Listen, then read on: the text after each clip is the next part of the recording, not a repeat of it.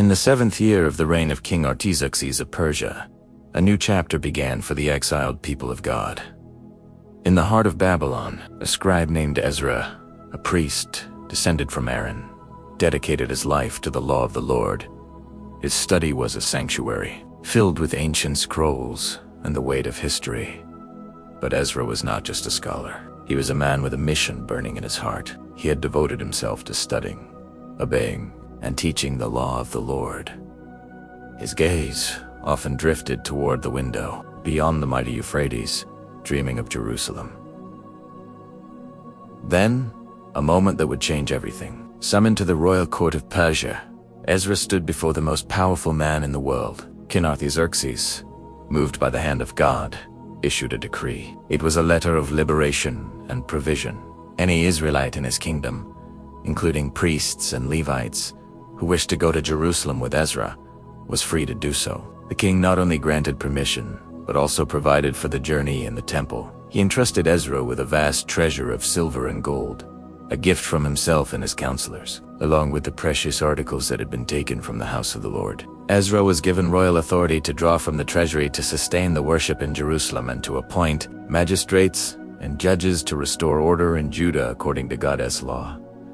It was an astonishing commission, a testament to God's power to move the hearts of kings. As the first day of the first month dawned, a great caravan assembled at the gates of Babylon. This was no ordinary journey. It was a pilgrimage of hope.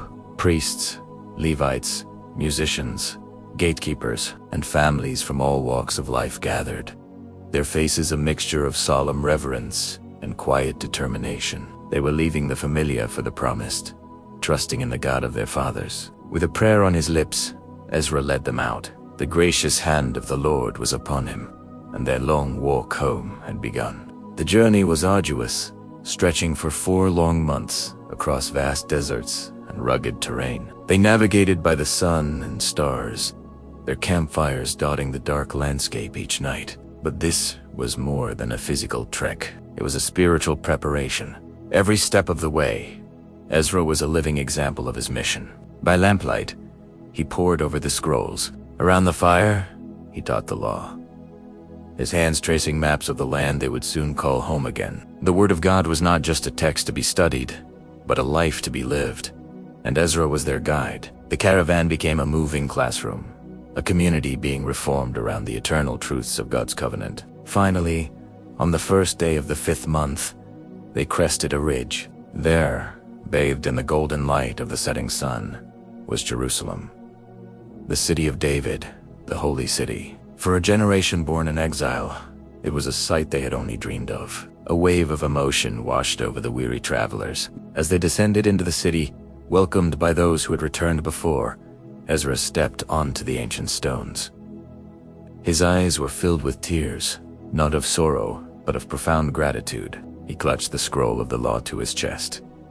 He was home, but the work was just beginning. The caravan's precious cargo was carefully unloaded in the temple storehouses. The silver, the gold, the sacred vessels, each item was weighed and recorded with meticulous care. Ezra, following the king's decree, immediately began to organize the provisions for worship.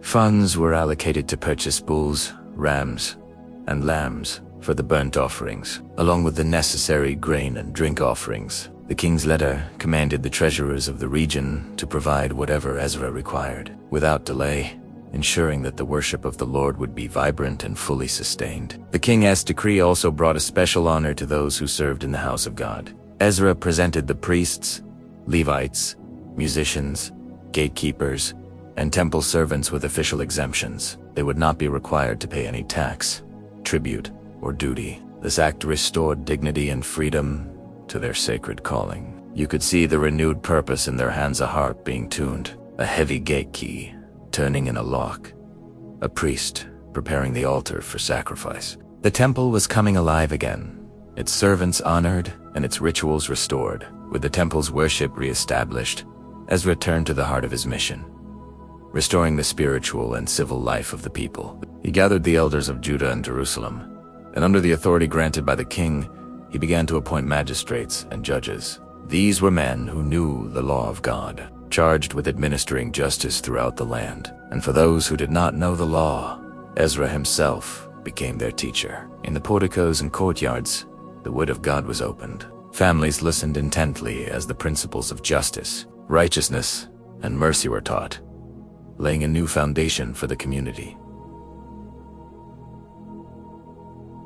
Slowly, a transformation began to unfold. The seeds of instruction blossomed into righteous living. We see it in the marketplaces, where scales are balanced and dealings are honest. We see it in the homes, where families gather for prayer.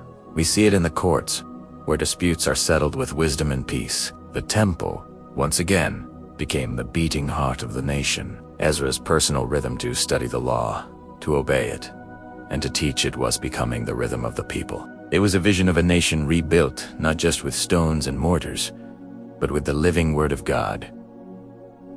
As twilight settled over the city, Ezra found a quiet moment on a terrace overlooking the temple courts. He looked out at the flickering lamps and the peaceful activity below, and his heart overflowed with praise. "Blessed be the Lord, the God of our ancestors," he prayed, "who has put it into the king's heart to beautify the house of the Lord in Jerusalem."